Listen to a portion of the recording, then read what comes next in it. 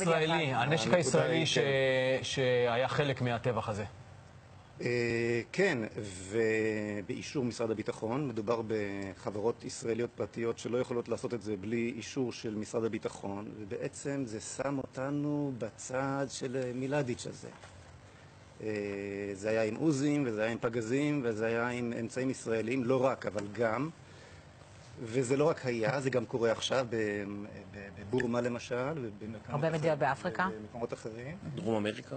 כן, וזה פשוט מטריף את הדעת כיצד מדינה שלוקחת כל VIP שמגיע לכאן ליד ושם ואומרת לו, תראו איך התנהגתם כלפינו, משתפת פעולה בדלת האחורית עם רצח עם. אין דרך אחרת. זה לא כל כך בדלת האחורית.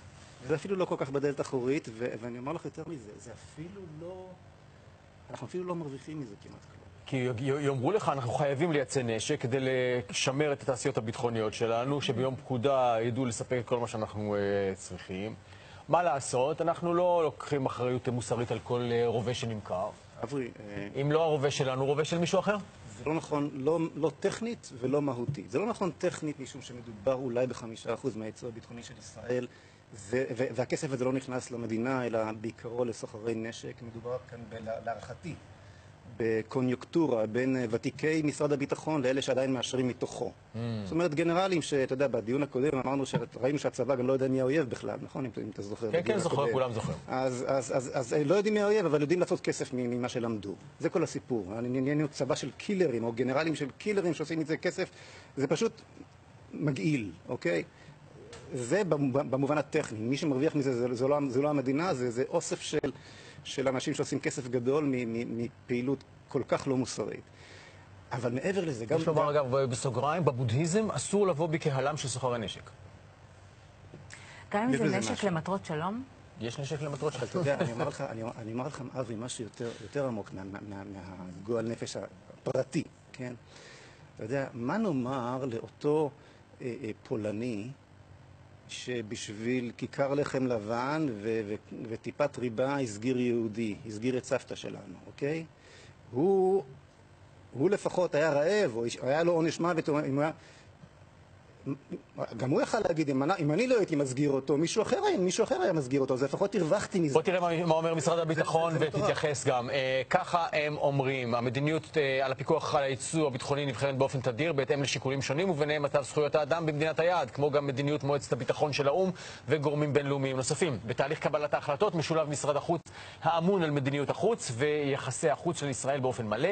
הן במשרד הביטחון והן במשרד החוץ מייחסים חשיבות רבה להיבט זכויות אדם במדינות היעד לייצוא ביטחוני. היבט זכויות האדם נלקח בחשבון, יחד עם זאת שיקולים מדיניים ואסטרטגיים נוספים שנלקחים בחשבון בתהליך ובניגוד מוחלט לטענות המועלות. סליחה, אבל זה קצת... אתה הבנת את מה שקראת?